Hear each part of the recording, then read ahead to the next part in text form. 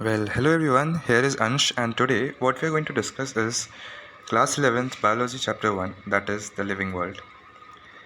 In this chapter, we are going to study about the various living organisms, their variability and their variety.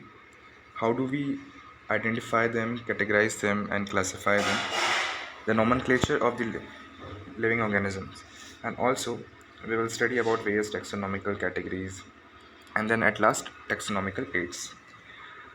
First, what we are going to start is the topic number 1, that is what is living.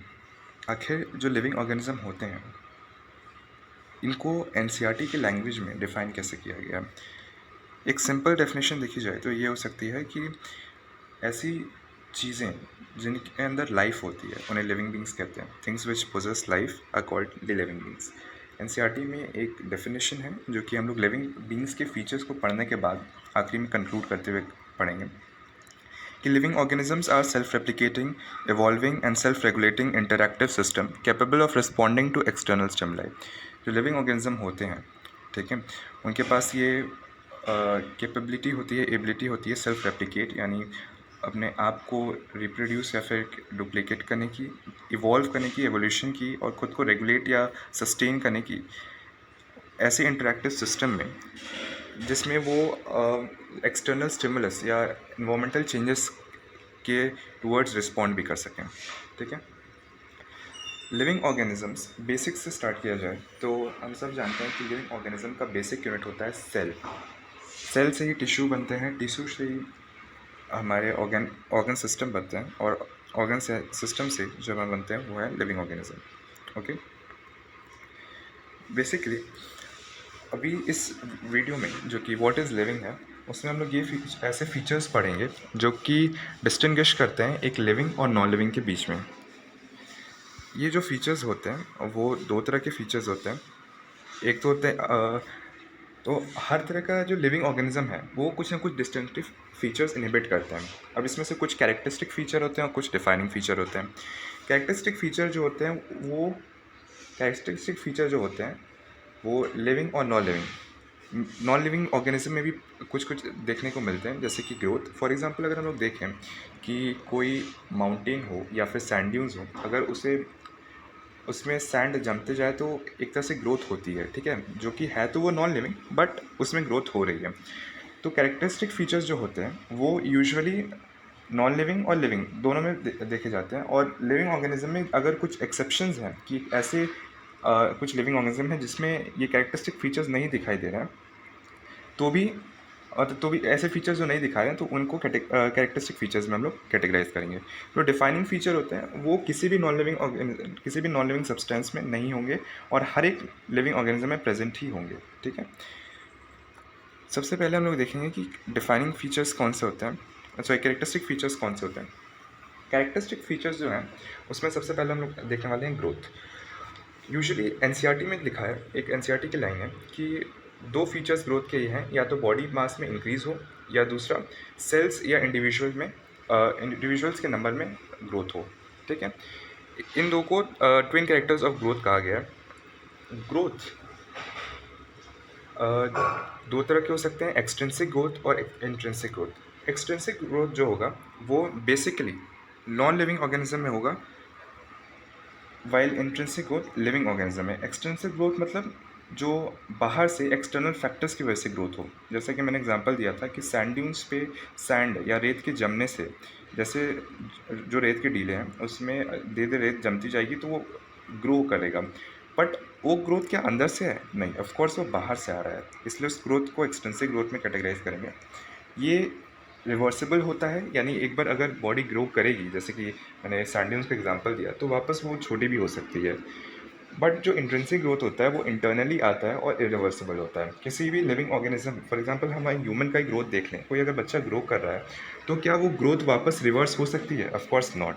ठीक है, ये growth पहली बात तो अंदर से आती है, इंटरनली होती है, और दूसरा इरिवर्सिबल होती है। अगला जो फीचर है जो कि कैरेक्टरिस्टिक फीचर्स में हम लोग कैटेगराइज करेंगे वो है रिप्रोडक्शन। रिप्रोडक्शन एनसीईआरटी की डेफिनेशन जो अभी इस चैप्टर में दी हुई थी वो ये थी कि रिप्रोडक्शन इज़ द प्रोसेस और the production of progeny produce करने का जो प्रोसेस है, जिससे जिनमें जो फीचर्स होंगे, जो ऐसे फीचर्स पोजेस करेंगे जो कि कम या ज़्यादा पर अपने पेरेंट्स के सिमिलर होंगे। ठीक है। रिप्रोडक्शन 2 टाइप के होते हैं, सेक्सुअल रिप्रोडक्शन और एसेक्सुअल रिप्रोडक्शन। इसमें रिप्रोडक्शन के बारे में ज़्यादा कुछ नहीं दिया हुआ है, बट हाँ थोड़ा बहुत एसेक्सुअल रिप्रोडक्शन के टाइप्स के बारे में दिया गया है। सेक्सुअल रिप्रोडक्शन में हम सबको पता है कि 2 पेरेंट्स रिक्वायर्ड होते हैं और ये प्रोसेस थोड़ा सा कॉम्प्लेक्स है, टाइम टेकिंग प्रोसेस है, जिसमें लेस नंबर ऑफ चिल्ड्रंस का प्रोडक्शन होता है। वाइल जो एसेक्सुअल रिप्रोडक्शन है इसमें एक यूनिपेरेंटल प्रोसेस है।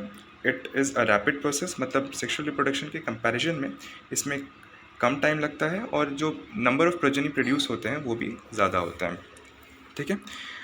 बेसिकली जो एसेक्सुअल रिप्रोडक्शन है हमारे में 3 से 4 टाइप्स दिया हुआ, एग्जांपल दिया हुआ है इस चैप्टर में। जैसे कि बडिंग हो गया। बडिंग ईस्ट और हाइड्रा में पाया जाता है, जिसमें जो पेरेंट की बॉडी है उसमें एक बड ग्रो होता है और उस बड से जब बड मैच्योर हो जाता है तो वो पेरेंट की बॉडी से डिटैच कर लेता है और वो बड खुद में एक इंडिविजुअल ऑर्गेनिज्म की तरह ग्रो करता है। फिर ट्रू रीजनरेशन, जो कि फ्लैट फॉर्म या फिर प्लेनेरिया में पाया जाता है, इसमें हर एक बॉडी यदि कट पिट जाए तो हर एक बॉडी का जो पार्ट जो कट पिट जाता है वो खुद एक इंडिविजुअल प्लेनेरिया में ग्रो कर जाता है। फिर फ्रेगमेंटेशन हो गया, जिसमें जो कि फिलामेंटस फंजाई या फिलामेंटस एल्गी, जैसे कि फिर स्पायरोगायरा या फिर प्रोटेनेमा ऑफ मॉसिस, इन सब में पाया जाता है।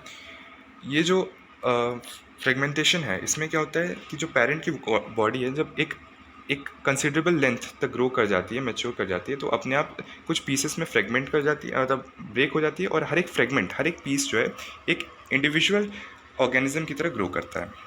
ठीक है। बेसिकली अगर हम लोग देखें मल्टी सेलुलर ऑर्गेनिज्म में ग्रोथ और रिप्रोडक्शन अलग है, म्यूचुअली एक्सक्लूसिव है। लेकिन यूनिसेलुलर ऑर्गेनिज्म में जैसे कि हमने ग्रोथ के एक कैरेक्टर को हमने काउंट किया था कि ट्विन कैरेक्टर्स में से एक कैरेक्टर ये था कि growth in the number of cells, पर यूनिसेलुलर ऑर्गेनिज्म में तो एक ही सेल होता है और रिप्रोडक्शन के दौरान 2 सेल प्रोड्यूस होते हैं। तो यानी यूनिसेलुलर ऑर्गेनिज्म में ग्रोथ और रिप्रोडक्शन दोनों सिनोनिमस हैं या फिर कह सकते हैं म्यूचुअली इंक्लूसिव है, लेकिन मल्टी सेलुलर ऑर्गेनिज्म में ये म्यूचुअली एक्सक्लूसिव होते हैं। ठीक है। ऐसे भी कुछ ऑर्गेनिज्म होते हैं लिविंग, जैसे कि मैंने क्यों कहा कि रिप्रोडक्शन एक कैरेक्टरिस्टिक फीचर है, because her living organism reproduce नहीं कर सकता। जैसे कि म्यूल केपेबल नहीं है रिप्रोडक्शन के, या फिर स्टेराइल वर्कर भी होती है वो भी नहीं रिप्रोड्यूस कर सकती, या फिर इनफर्टाइल ह्यूमन कपल्स, उनके पास भी कैपेबिलिटी नहीं है वो रिप्रोड्यूस कर सकें। ठीक है। इसके बाद हम लोग जो फीचर पढ़ेंगे वो है डिफाइनिंग फीचर। डिफाइनिंग फीचर्स ये होते हैं जो सारे लिविंग ऑर्गेनिज्म पे लगे और एक भी नॉन लिविंग ऑर्गेनिज्म पे ना होना नहीं चाहिए। ठीक है। उसमें जो 2 तरह के फीचर्स बेसिकली एनसीईआरटी में दिए हुए हैं डिफाइनिंग फीचर में, एक तो है मेटाबॉलिज्म और दूसरा है हमारा कॉन्शियसनेस या फिर अवेयरनेस। तो पहले मेटाबॉलिज्म को देख लेते हैं। मेटाबॉलिज्म, इसका जो एनसीईआरटी का डेफिनेशन इस चैप्टर में दिया हुआ था वो ये था कि the sum total of all chemical reaction that are taking place in a body और cell is called as metabolism. Metabolism जैसा कि हम लोग जानते हैं 2 तरह के मेटाबॉलिज्म होते हैं। एक तो होता है कैटाबॉलिज्म जिसमें ब्रेक डाउन होता है, डिस्ट्रक्शन होता है। वही होता है एनाबॉलिज्म जिसमें कुछ सिंथेसिस, कुछ क्रिएट हो। ठीक है। मेटाबॉलिज्म में जानते समय हमें एक बात याद रखना होगा कि मेटाबॉलिज्म एक डिफाइनिंग फीचर है जो हर लिविंग ऑर्गेनिज्म में होगा, बट ये बॉडी के आउटसाइड एक सेल फ्री सिस्टम में भी किया जा सकता है। लेकिन जो सेल फ्री सिस्टम में ये होगा वो ये नेसेसरली ये नहीं कह सकते हैं कि वो लिविंग है कि नॉन लिविंग। हाँ, ये कह सकते हैं कि जो रिएक्शन हो रहा है वो ज़रूर लिविंग है, बट किस सिस्टम में हो रहा है, वो लिविंग है कि नॉन लिविंग, इसमें कैटेगराइज करना थोड़ा सा डिफिकल्ट होगा। ये कहना सही होगा कि सेलुलर ऑर्गेनाइजेशन जो है कि अगर कोई भी ऑर्गेनाइजेशन है जो सेल से बनी है वो एक डिफाइनिंग फीचर होता है लिविंग ऑर्गेनिज्म का, कि हर लिविंग ऑर्गेनिज्म सेल से बना हुआ है। दूसरा जो डिफाइनिंग फीचर है वो है कॉन्शियसनेस। कॉन्शियसनेस या फिर दूसरी भाषा में कहें कि अवेयरनेस, हम अपने इन्वामेंट या फिर सराउंडिंग के टूवर्ड्स अवेयर हैं। जहाँ भी कोई इन्वामेंट में चेंज होता है या जिसे स्टिमुलस कहते हैं, उसके उस चीज़ को हम लोग सेंस कर सकें और साथ ही साथ उसके अकॉर्डिंगली हम रिस्पॉन्ड कर सकें, इसी को हम कह सकते हैं कॉन्शियसनेस या अवेयरनेस। तो हर लिविंग ऑर्गेनिज्म में ये डिफाइनिंग फीचर ज़रूर होता है, उसके पास ये एबिलिटी होती है जिससे वो अपने अगल बगल के एनवायरनमेंट को सेंस कर सके और उसके अकॉर्डिंगली रिस्पॉन्ड कर सके, उसके अकॉर्डिंगली एक रिस्पॉन्स प्रोड्यूस कर सके। ठीक है। अब ये जो एनवायरमेंट स्टिमुलाई होते हैं वो फिज़िकल भी हो सकते हैं, केमिकल भी हो सकते हैं, बायोलॉजिकल भी हो सकते हैं। फिज़िकल जैसे कि मान लीजिए ग्रेविटी के टुवर्ड्स, वाटर के टुवर्ड्स, या फिर अगर केमिकल में देखें तो जब एक जब पॉलिनेशन हो जाता है तो पॉलन ग्रेन्स से पॉलन ट्यूब जो निकलते हैं वो यूजुअली ओव्यूल के टुवर्ड्स निकलते हैं। इसके पीछे का जो रीज़न होता है वो होता है केमिकल स्टिमुलस। दूसरा ये हम लोग ऐसे भी कुछ कुछ प्लांट्स जानते हैं जो कि एक्सटर्नल फैक्टर्स को रिस्पॉन्ड करते हैं। फिर ऐसे कुछ कुछ लिविंग ऑर्गेनिज्म होते हैं जो कि सीजनल ब्रीडर्स होते हैं और उनके कुछ पर्टिकुलर फोटो पीरियड होते हैं जो उनके रिप्रोडक्शन को अफेक्ट करते हैं। सारे लिविंग ऑर्गेनिज्म में से कोई ऐसा लिविंग ऑर्गेनिज्म जो खुद के बारे में अवेयर हो, पर्सनल इंडिविजुअल के बारे में, वो केवल ह्यूमन बीइंग है। इसलिए उसे सेल्फ अवेयर या सेल्फ कॉन्शियस हम लोग कह सकते हैं।